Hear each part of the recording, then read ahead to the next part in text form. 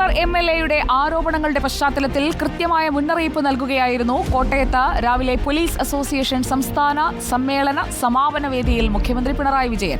ആരോപണ വിധേയനായ ADGP MR Ajith കുമാറിനെ വേദിയിലിരുത്തിയായിരുന്നു മുഖ്യമന്ത്രിയുടെ പ്രസംഗം. ADGPക്ക് മുന്നിലൂടെ പോയിട്ടും മുഖ്യമന്ത്രി മുഖം കൊടുത്തില്ല എന്നതും ശ്രദ്ധേയമായി. കോട്ടയത്ത് ഇന്ന് സംഭവിച്ചത് എന്താണെന്ന് വിശദമായി പറയാൻ PR പ്രവീണ എത്തുന്നു. Over to you Praveena. വിവാദങ്ങൾ ഉയർന്ന ശേഷം ADGP MR അജിത് കുമാറും മുഖ്യമന്ത്രി പിണറായി വിജയനും DGPയും ഒരേ വേദിയിൽ എത്തിയതായിരുന്നു പോലീസ് അസോസിയേഷന്റെ സംസ്ഥാന സമ്മേളനത്തിന്റെ സമാപന പരിപാടി.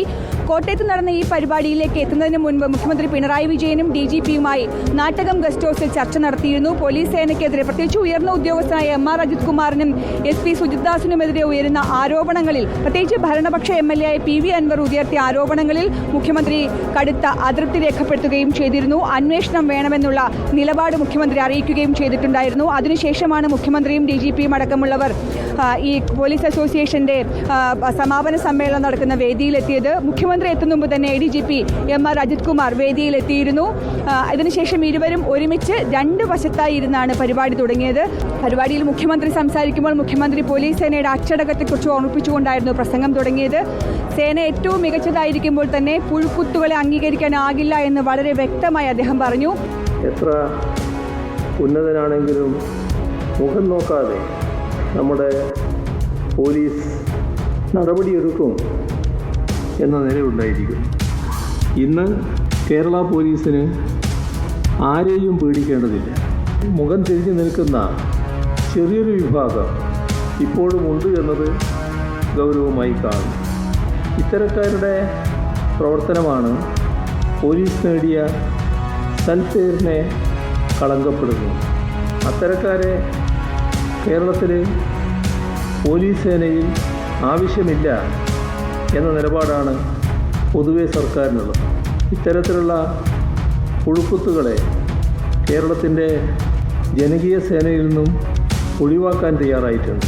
പുഴുക്കുത്തുകളെ വളരാൻ അനുവദിക്കില്ല, അവരെ സേനയിൽ വച്ച് പൊറപ്പിക്കില്ല എന്നായിരുന്നു മുഖ്യമന്ത്രി നിലപാടെടുത്തത്.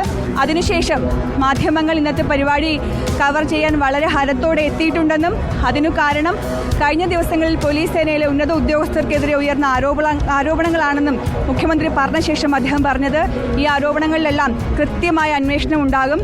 പോലീസിലെ ഏറ്റവും ഉയർന്ന റാങ്കിലുള്ള, അതായത് DGP പദവിയിലുള്ള ഒരാളായിരിക്കും ഇതിൻ്റെ അന്വേഷണം നടത്തുക എന്നുള്ളതും അദ്ദേഹം വ്യക്തമാക്കി. അതിനുശേഷമാണ് അദ്ദേഹം വേദി വിട്ടത്. വേദി വിടുമ്പോൾ അദ്ദേഹം ADGP MR അജിത് കുമാറിന് മുന്നിലൂടെ പോയെങ്കിലും അദ്ദേഹത്തെ മുഖത്തൊന്ന് നോക്കാനോ അദ്ദേഹത്തോട് ഏതെങ്കിലും തരത്തിൽ പ്രതികരണം നടത്താനോ തയ്യാറായില്ല. MR അജിത് കുമാർ അതിനുശേഷം മുഖ്യമന്ത്രി പോയ വഴിയിൽ കൂടി പോയെങ്കിലും അദ്ദേഹവും മാറി നിൽക്കുന്ന കാഴ്ചയാണ് കണ്ടത്. അതായത് വ്യക്തമായ നീരസം, അതൃപ്തി അത് പ്രകടിപ്പിക്കുന്നതായിരുന്നു മുഖ്യമന്ത്രിയുടെ ഓരോ രീതിയും. അതിനുശേഷം ADGP MR അജിത് കുമാർ പ്രസംഗിക്കുമ്പോൾ താൻ സേനയ്ക്ക് വേണ്ടി ചെയ്ത കാര്യങ്ങൾ എണ്ണി പറഞ്ഞായിരുന്നു പ്രസംഗിച്ചത്. എല്ലാ കാര്യങ്ങൾക്കും ഈ സർക്കാർ, പ്രത്യേകിച്ച് കഴിഞ്ഞ 8 വർഷം ഈ സർക്കാർ ചെയ്ത കാര്യങ്ങൾ, മുഖ്യമന്ത്രിയുടെ നിലപാടുകൾ അതിനെയൊക്കെ പ്രശംസിക്കുകയും ചെയ്തിരുന്നു.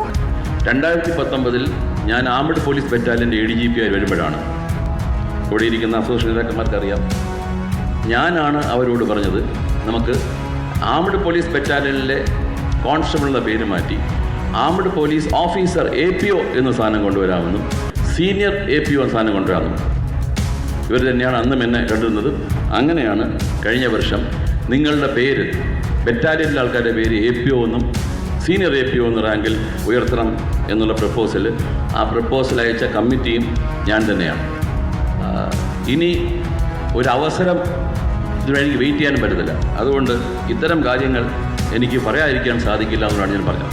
ഏറ്റവും ഒടുവിൽ അദ്ദേഹം പറഞ്ഞു നിർത്തുമ്പോഴും താൻ ഇനി ഇതൊക്കെ പറയാനുണ്ടാകുമോ എന്നുള്ളൊരു ആശങ്ക കൂടി പങ്കുവച്ചാണ് MR അജിത് കുമാർ പ്രസംഗം അവസാനിപ്പിച്ചത്. അതിനുശേഷം അദ്ദേഹം വേദി വിടുമ്പോൾ അദ്ദേഹത്തോട് മാധ്യമങ്ങൾ പ്രതികരണം ആരാഞ്ഞു.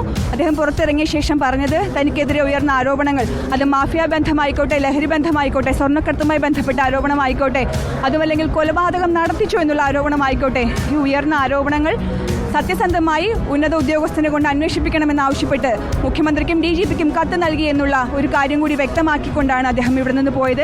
എനിക്ക് അഗൻസ്റ്റ് റേസ് ചെയ്തിട്ടുള്ള എല്ലാ ആരോപണങ്ങളുടെയും നിജസ്ഥിതി മനസ്സിലാക്കി സർക്കാർ സംവിധാനങ്ങൾ ഉപയോഗിച്ച് അന്വേഷിക്കാനായിട്ട് ഞാൻ കത്ത് ബഹുമാനപ്പെട്ട മുഖ്യമന്ത്രിക്കും ബഹുമാനപ്പെട്ട DGPക്കും ഉണ്ട്.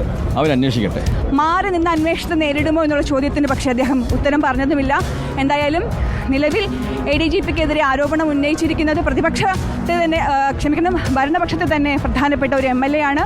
അതും ഫോൺ കോളുകൾ ചോർത്തി തെളിവുകളടക്കമാണ് അദ്ദേഹം ഇപ്പോൾ രംഗത്ത് വന്നിരിക്കുന്നത്. അതുകൊണ്ട് തന്നെ ഇക്കാര്യത്തിൽ ഇനി SP സുജിത് ദാസിനെതിരെ മാത്രമുള്ള നടപടിയിലേക്ക് സർക്കാരിന് ചുരുങ്ങാനാകില്ല. പ്രത്യേകിച്ച് മുഖ്യമന്ത്രിക്കെതിരെ, ആഭ്യന്തര വകുപ്പിനെതിരെ, മുഖ്യമന്ത്രിയുടെ പൊളിറ്റിക്കൽ സെക്രട്ടറിക്കെതിരെ ഇത്രയും പേർക്ക് ആരോപണങ്ങളുടെ മുൾമുനയിൽ നിൽക്കുമ്പോൾ അത് മുഖ്യമന്ത്രിയിലേക്ക് കൂടി നീളുന്ന ചൂണ്ടുവിരലാണ്. അതുകൊണ്ട് തന്നെ കൃത്യമായ അന്വേഷണം മാറ്റി നിർത്തി വരെ നടത്തേണ്ട ഒരു ആവശ്യകതയിലേക്ക് സർക്കാർ എത്തുന്നു എന്നുള്ളതാണ് ഇന്ന് ഇവിടെ കണ്ട ഓരോ രീതിയും പ്രസംഗവും അതിനുശേഷമുള്ള ശരീരഭാഷയുമെല്ലാം വ്യക്തമാക്കുന്നത്.